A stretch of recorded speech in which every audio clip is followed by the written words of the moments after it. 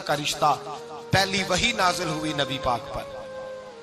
اب حضور جب ابتدائے وحی کے ایام آئے تو حضرت خدیجہ فرماتی ہیں رسول پاک غار حرا میں چلے جاتے کئی کے دن وہاں رہتے. پہلی وحی آئی تو قرآن مجید کی تاثیر یہ ہے کہ لو انزلنا ھذا القرآن علی جبل لرأیتہ خاشعا متصدعا من خشیۃ اللہ. فرمایا اگر میں پہاڑوں پہ نازل کروں قرآن کو تو وہ بھی میرے خوف سے ریزہ ریزہ ہو جائے. اتنی تاثیر ہے. جب حضور کے قلب اطہر پر آیا تو نبی پاک کامتے ہوئے گھر آئے. زملونی زملونی, مجھے چادر اڑاؤ چادر اڑاؤ. حضرت خدیجہ نے چادر دی, بیٹھ گئے. کہا خدیجہ آج کوئی آنے والا آیا ہے. اقرأ بسم ربک الذی خلق, یہ آیات اس نے مجھے دی ہیں اور میں بڑے خوف کے عالم میں ہوں. حضرت خدیجہ کے لفظ بڑے حسین ہیں. جناب خدیجہ الکبریٰ رضی اللہ تعالیٰ عنہ کیا فرماتی ہیں؟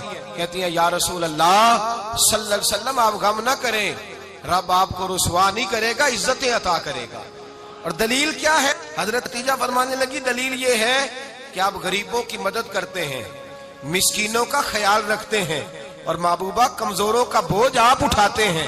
جس کے اندر یہ خوبیاں ہوتی ہیں اللہ اسے عزت ہی عطا فرمایا کرتا ہے. حضرت خدیجہ الکبریٰ رضی اللہ تعالیٰ عنہ سب سے پہلے نبی پاک پہ ایمان لائی. بڑا مشکل ہوتا ہے. ہمارے جو فلسفے کے لوگ ہیں وہ کہتے ہیں بہت بڑا ولی اللہ بھی ہو تو بیوی اس کی مان جائے, یہ مشکل ہوتا ہے کام, یہ مشکل ہوتا ہے. حضرت خدیجہ الکبریٰ رضی اللہ تعالیٰ عنہ سب سے پہلے ایمان. اور کس طرح کا ایمان؟ کس طرح کا ایمان؟ ابن ماجہ میں روایت ہے, غور کرنا. حضرت قاسم نبی پاک صلی اللہ علیہ وسلم کے صاحبزادے, حضور کی 6 اولادیں, 4 بیٹیاں 2 بیٹے حضرت خدیجہ سے ہوئے, 4 بیٹیاں اور 2 بیٹے. دھوکہ دیتے ہیں بعض لوگ, کہتے ہیں حضرت خدیجہ کی ایک ہی بیٹی تھی. حضرت قاسم حضور کے بیٹے تھے, وہ وصال کر گئے. حضرت خدیجہ ابھی دودھ پلاتی تھی کہ شہزادے پردہ کر گئے.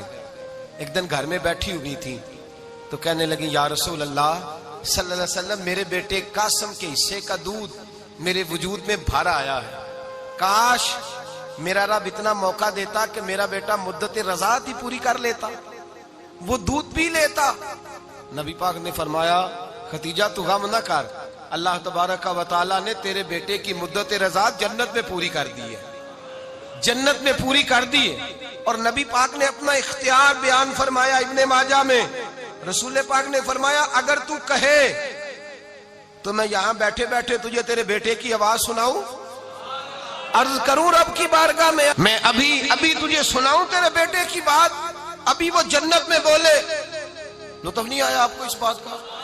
میں ابھی سناؤں تجھے بات, سیاستہ کی روایت, ابھی سناؤں تیرا بیٹا بولے گا جنت میں, آواز یہاں مکے میں آئے گی, سناؤں. بڑے لوگ کرامت دیکھنا چاہتے ہیں, معجزہ دیکھنا چاہتے ہیں, کہتے ہیں جی میں تو وہ دیکھ کے آؤں گا. کہا سناؤں.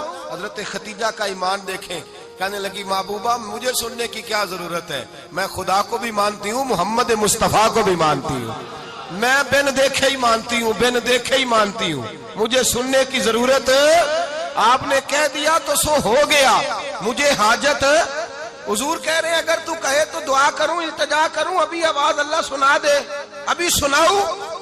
حضرت خدیجہ کہتی ہے نہیں حضور میں بن دیکھے ہی, میں ان لوگوں میں سے نہیں ہوں جو پہلے دیکھ داکھ کے آئے, پلٹ کے آئے, دیکھ کے سودا کریں. میں تو ان لوگوں میں سے ہوں جو بن دیکھے مانا کرتے ہیں. یؤمنون بالغیب کی قائل رسول اللہ صلی اللہ علیہ وسلم پہ ایمان لائی. اور پھر نبی پاک صلی اللہ علیہ وسلم نے جیسا کہا حضرت خدیجہ نے ویسا کیا. اور حضرت عائشہ کی روایت ایسی بھی ملتی ہے, جناب عائشہ سے کسی نے پوچھا تھا کسی نے جنت کی نعمتیں بھی کھائی ہیں, تو حضرت عائشہ کہنے لگی ہاں, ایک دفعہ نبی پاک نے جنت کے انگوروں کا خوشہ توڑ کے حضرت خدیجہ کو کھلائے تھے. وہ انگور وہاں سے توڑ کے جناب خدیجہ کو حضور نے انگور کھلائے.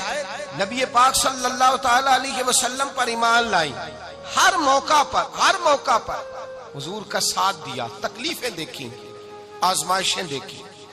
حضرت خدیجہ کا جو وقت حضور کے ساتھ گزرا ہے نا, وہ سارا آزمائشوں کا وقت. 15 سال شادی کو ہوئے تو نبی پاک نے اعلان نبوت کیا, باقی کے 10 سال 25 سال کی رفاقت رہی. سخت مسئلہ تھا, کفار کی مخالفت تھی, بہت زیادہ مال تھا, پھر غربت آئی, پورا مکہ سلوٹ کرتا تھا, پھر وہ سارا شہر مخالفت کرنے لگا. حضرت خدیجہ کبریٰ ڈٹ کے رسول اللہ کا ساتھ دیتی، ہر موقع پر کسی جگہ شکوہ نہیں کیا۔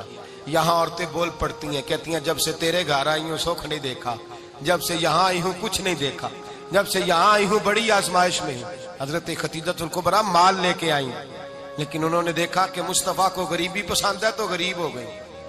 جیم جان دا کچھ وسا نہیں ہوں، جان یار نو دے تے شاد ہو جا، اسے دل دے ہیں فساد سارے، دل دربر نو دے تے آزاد ہو جا، دیو رکھے آباد تے رو وسدا تے جدو کرے برباد برباد ہو جا۔